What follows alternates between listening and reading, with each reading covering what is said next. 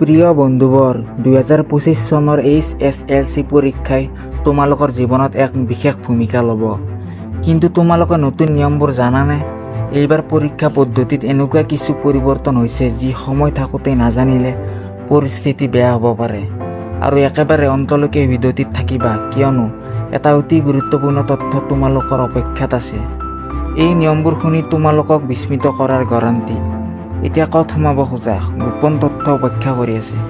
এই ভিডিঅ'টিত 4টা গুৰুত্বপূৰ্ণ তথ্য আৰু নিয়মৰ বিষয়ে আলোচনা কৰা হ'ব। গোটেইকেইটা নিয়মে একেবাৰে দৰকাৰী, গতিকে ভিডিঅ'টিৰ অন্তলৈকে থকাৰ আহ্বান জনাইছোঁ। 1 নম্বৰ, নিয়ম আৰু পৰীক্ষাৰ ধাৰাবাহিক পৰিৱৰ্তন। প্ৰথমেই জানক, 2025 চনত সেবাই পৰীক্ষাৰ প্ৰশ্ন কাকতসমূহত এক বিশেষ পৰিৱৰ্তন আনিছে। এতিয়া ধাৰাবাহিক মূল্যায়ন পদ্ধতি কণ্টিনিউৱাছ এছেছমেণ্ট অন্তৰ্ভুক্ত কৰা হৈছে। এই নিয়মত মাত্ৰ চূড়ান্ত পৰীক্ষাই নহয়, বৰঞ্চ শ্ৰেণীকক্ষত কৰা সৰু সুৰা পৰীক্ষাসমূহকো গুৰুত্ব দিয়া হ'ব। অৱশ্যে যদি সঠিকভাৱে মন দিওঁ আৰু প্ৰস্তুতি লওঁ, তেতিয়া এই নিয়ম আপোনাৰ বাবে এক আশীৰ্বাদ হৈ পৰিব। সেয়ে আগৰ পৰা পৰিকল্পনা কৰিবলৈ মন কৰি ৰাখিব। 2 নম্বৰ, প্ৰশ্ন কাকতৰ নতুন ধৰণ। 2025 চনৰ পৰীক্ষাত প্ৰশ্ন কাকতৰ ধৰণটো কলাৰ পৰা পৰিৱৰ্তন কৰা হৈছে। এতিয়া মাল্টিপল চইচ কুৱেশ্যন, MCQ আৰু অতি সংক্ষিপ্ত উত্তৰ যোগ কৰা হৈছে। মুঠ নম্বৰ 100ৰ ভিতৰত 20% নম্বৰৰ বাবে এই ধৰণৰ প্ৰশ্ন থাকিব।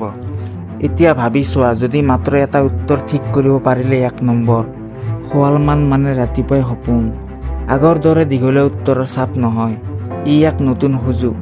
কিন্তু সৰল কথাবোৰ কঠিন বুলি অনুভৱ কৰা যেনিবা একো নতুন খেল হয় নেকি? 3 নম্বৰ, পৰীক্ষাৰ সময়সূচী আৰু প্ৰস্তুতি কৌশল। 2025 চনত পৰীক্ষাৰ সময়সূচীটো এক প্ৰত্যক্ষ পৰিৱৰ্তন হৈছে। এতিয়া সময়ৰ ব্যৱধান আৰু দৈনিক পৰীক্ষাৰ মাত্ৰা সজাগতাৰে নিৰ্ধাৰণ কৰা হৈছে।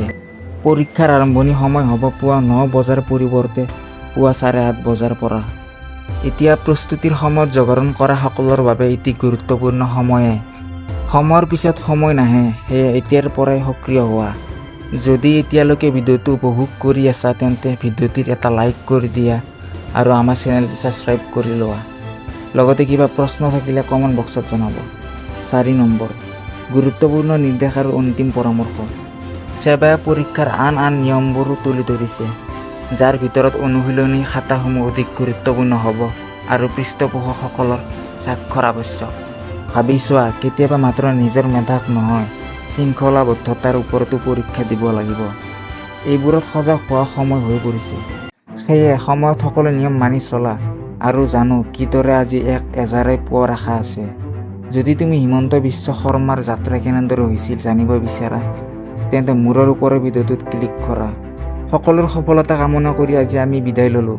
পুনৰ দেখা পাম নতুন তথ্যৰে।